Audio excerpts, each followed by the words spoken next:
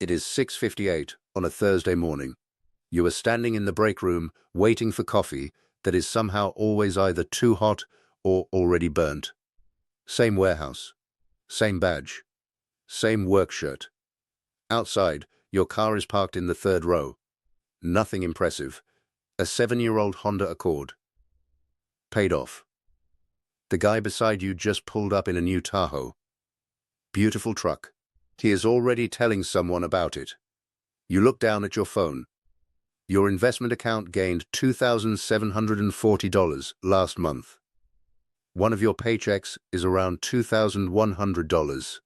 For the first time in your life, money you already owned made more in a month than one of the paychecks you physically worked for. Not every month. Some months the market will make less. Some months it will lose money. But this month, your money worked harder than you did. Nobody in the break room knows, and strangely, you do not feel rich. You pour the coffee, clock in, and go to work. But something has changed. Not the job, not the car, not your clothes. The relationship between your labor and your money. Because for almost 15 years, you worked for every dollar. Now some of the dollars have started working beside you. Rewind. You are 24.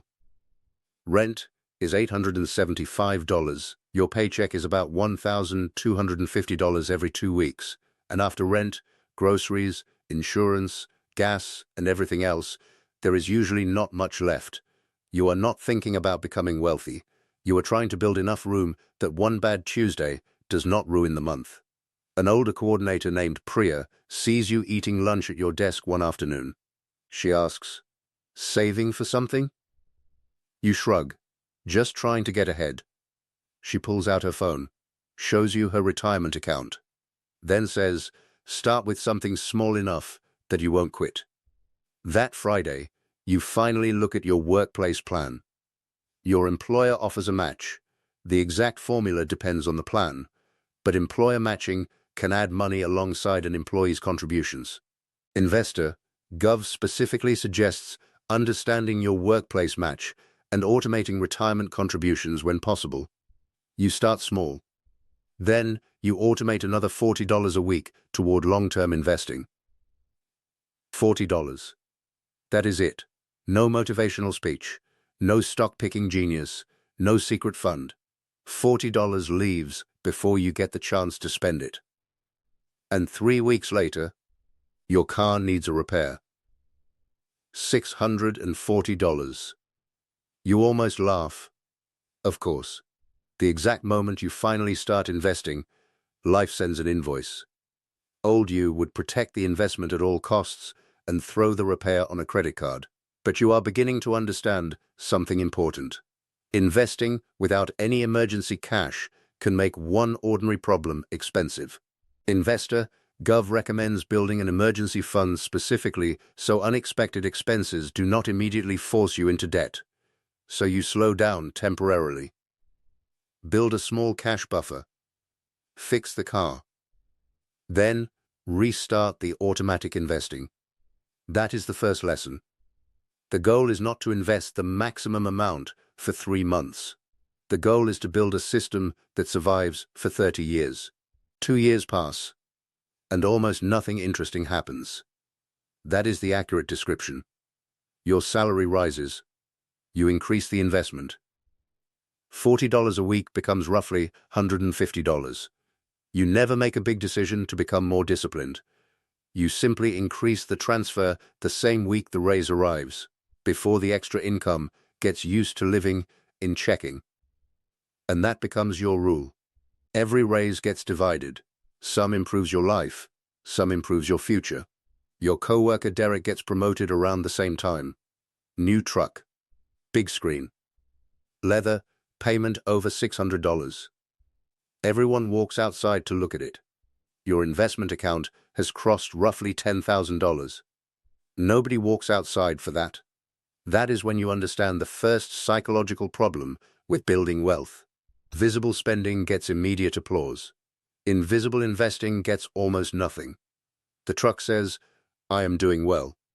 The brokerage account says absolutely nothing. You have to believe the second one matters before anybody else can see why. Around this time, you also finally deal with an old credit card balance. About $1,900. You pull all 3 credit reports. Experian, TransUnion, Equifax. You find one balance that needs updating and an old account status that does not look right. The CFPB specifically tells consumers to check for accounts that are not theirs, incorrect late payments, closed accounts reported open, duplicate debts, and incorrect balances or limits. So you dispute what is genuinely inaccurate. And you pay what is genuinely yours. No fake fraud claims. No delete everything negative. You lower the revolving balance. Protect every payment. Because looking successful with weak credit is expensive. And before you make compounding work for you, you want to stop interest from working against you. By 28, your investments are approaching $30,000. That number feels large compared with where you started. Then the market drops. Not a little red day, a real decline. Your $30,000 becomes roughly $25,000. You check the app. Again, and you remember Priya. She told you the market would eventually scare you. This is it. Your automatic contribution is scheduled for Friday. For the first time, continuing feels stupid. Why buy more of something that keeps falling? But regular fixed dollar investing means the same contribution purchases more shares when prices are lower and fewer when prices are higher. That is the basic idea of dollar cost averaging, although it does not guarantee a profit or prevent losses. So you do not try to predict the bottom. You follow the plan. The market does not immediately reward you. That is important. 3 weeks later, you are still down. Months later, still below the old high. But eventually, in this story, markets improve. Your balance recovers. Then, passes where it was before. The important part is not that recovery. The important part is what you learned while waiting for it. You can watch your portfolio fall without turning fear into a financial decision. That lesson becomes much more valuable later, because losing 15% of $30,000 feels bad. Losing 15% of $300,000 is $45,000. Same percentage. Completely different conversation with your nervous system. By 31, after more raises and larger contributions, your accounts are around $85,000. Now something begins happening occasionally. A strong month might add $2,000 or $3,000. You may have contributed only $900 or $1,000. For the first time, there are months when the account moves more than you personally added. Not every month. Definitely not permanently. But the possibility itself is new. The base is becoming large enough to matter. The percentage did not change. The amount the percentage is working on did. That winter, your water heater dies. $12,100. At 24, that would have gone onto a credit card. Now you pay it from the emergency fund. And this may be the least exciting milestone in the entire story. Nothing happens afterward. No debt. No panic. No minimum payment following you for 6 months. You replace the emergency money over time and continue. That is when you start understanding wealth differently. You thought wealth would feel like buying something. Sometimes it feels like something breaking. And absolutely nothing else happening. At 34, the investments move past roughly $160,000. Your salary is higher too. The company offers you another promotion, about $15,000 more per year. But the role includes weekends, constant calls, travel. 5 years earlier, your answer would have been immediate. Yes, more salary was always better. This time, you calculate what the additional money actually changes. You have no expensive revolving debt. You have emergency cash. Your fixed expenses are manageable. Your credit is strong. You have retirement investments and some accessible taxable savings. You are nowhere close to retiring. But you are also no longer financially defenseless. So you turn the job down. And this is the first milestone that actually feels rich.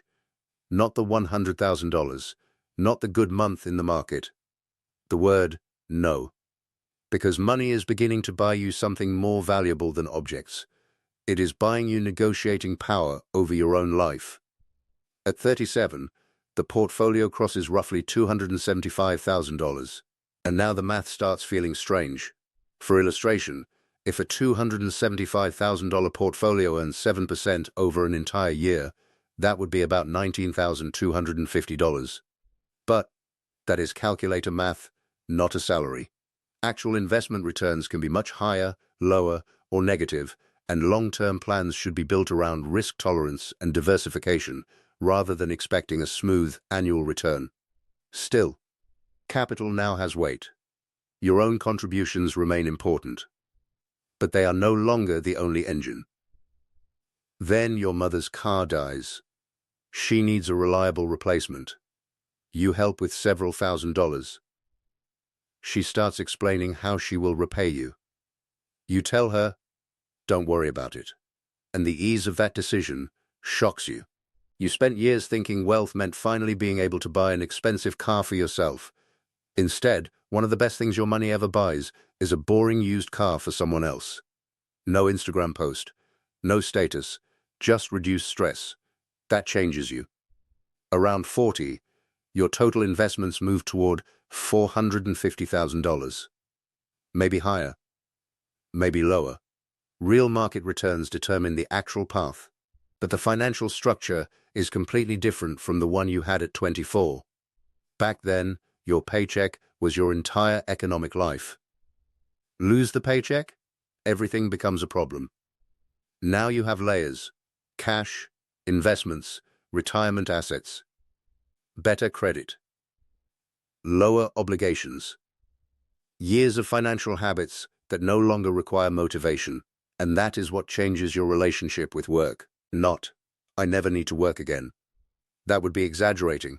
It becomes, this paycheck is important, but it is no longer the only thing standing between me and disaster. That difference changes the way you walk into meetings, the way you negotiate, the opportunities you reject, the bad loans you refuse, the people you no longer need to impress. One Thursday morning, you are standing in the break room again. Coffee, badge, normal car outside.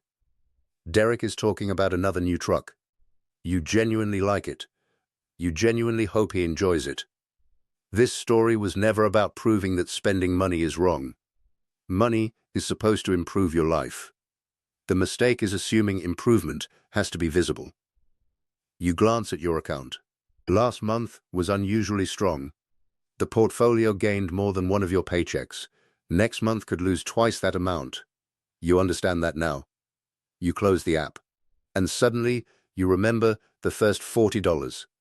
That $40 mattered more psychologically than the thousands moving today. Because $40 was the moment you changed direction. Everything after it was repetition. Raise, increase the transfer. Debt, pay it down. Credit error, correct it. Emergency, use the reserve. Market drop. Stay with the plan. Another raise. Invest more. Another year. Repeat. InvestorGov summarizes the basic wealth-building formula in almost embarrassingly simple terms. Control high-interest debt, maintain emergency savings, and invest regularly over long periods. That is basically the whole story. Nobody in the parking lot can tell who is spending every raise and who is investing every raise. For years, both people may look exactly the same. Sometimes, the person spending looks richer. That is the trick. The difference only becomes obvious later, when one person needs every paycheck to support everything they built, and the other person has slowly built things capable of supporting them. Looking rich makes the money visible. Quiet wealth makes your options visible to you. And eventually, those options become the thing you wanted all along. Not a truck, not a title, not a number in an app. The ability to say, I'll be okay, even when something goes wrong. That is when the money you earned finally starts doing something bigger than buying things. It starts buying freedom. Based on the structure, pacing, and quiet wealth progression of the provided reference.